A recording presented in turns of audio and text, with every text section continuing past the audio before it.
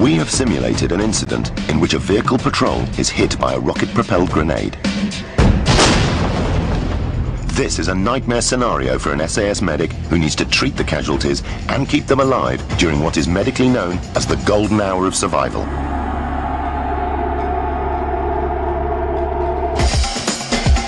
Here we've got an individual. He hasn't got time for emotion.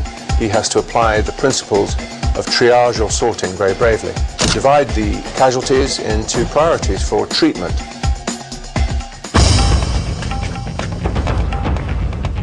On his first assessment, the medic has to make a series of instant decisions in diagnosing who to treat first. This is based on the history of the incident and the casualty's ability to breathe, not on who calls out the loudest in pain.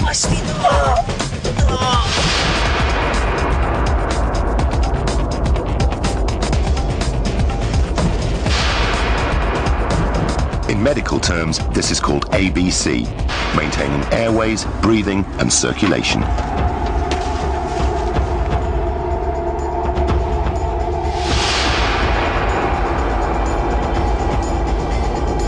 The first diagnosis is the most crucial. Any mistakes or indecision at this stage could mean death for one or more of the casualties.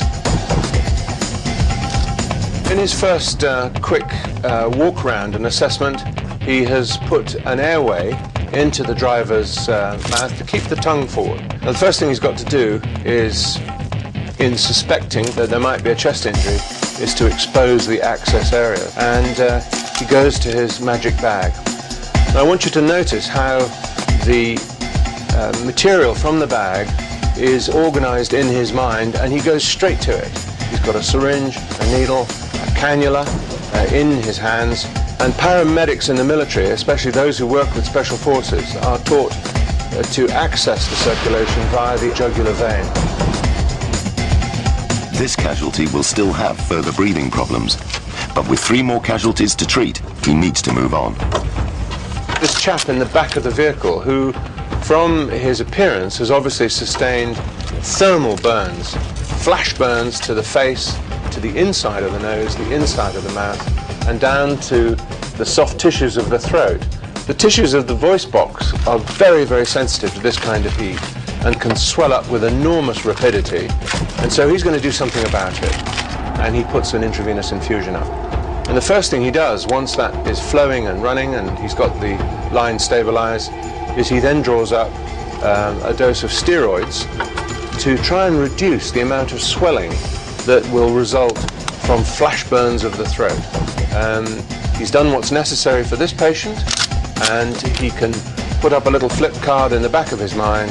I may still have some problems with the airway on this one. Oh, what about me? Oh. This chap's going to need help, but he can wait. And he comes down to the prone casualty who's lying there in a pretty well near unconscious state. He sees the warning sign of blood in the ear. He might very well have suffered a serious spinal injury. So very correctly and very swiftly, he gets out the cervical collar and he quickly locks it into an estimated correct position in relation to the body. Then our poor chap left. Here he really is the lowest item on the totem pole. The SAS medic has completed his first round of treatment on all 4 casualties. Casualty 1 has been given an intravenous access for drugs and blood. Casualty 2 has been given an intravenous drip to reduce the amount of swelling in his throat. Casualty 3 has received a neck brace. Casualty 4 has been given no treatment so far. We return to the scene of our Land Rover multiple casualty scenario, in which an SAS medic is halfway through dealing with the injured. He's entered the final part of the golden hour of survival and now has to reassess the priorities for treatment.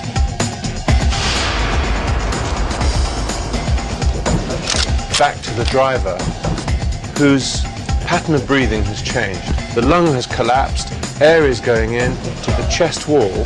He's got to get a device and a drain valve through the chest wall to drain it. And he quickly assembles the components.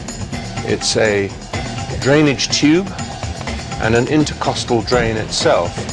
He gets out the scalpel, incises the skin, and he makes the hole wider using steel pair of forceps. He takes the cannula and passes it along the line of his finger and then pushes until it enters the chest. And he knows that he has struck gold when there is a loud psss as the air rushes out, and he's performed a life-saving procedure. So having left the driver, Pete comes round to the back of the Land Rover again, assesses the patient and realises that there is respiratory obstruction.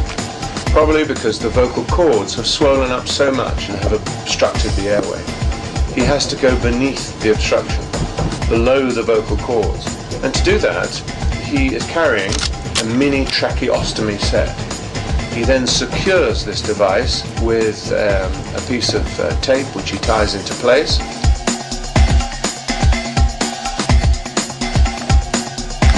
And then, because the patient is suffering quite a lot of discomfort and pain, gets out an ampoule of a proprietary pain relief, draws it up in a syringe, and then without a needle, he inserts the drug straight into the circulation.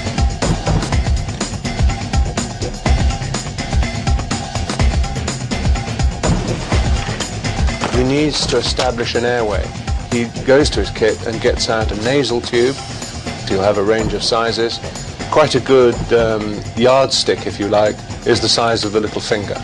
Again, the airway of the A of ABC is being protected.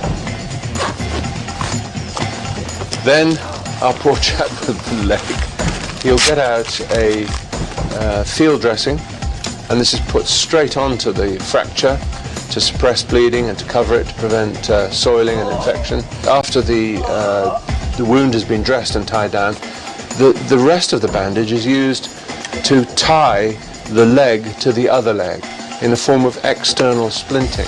He has done the right thing at the right time. Last for this individual. And when you think about it, if he came into casualty with a leg looking like that, he would be descended on. Now the concern comes for evacuation.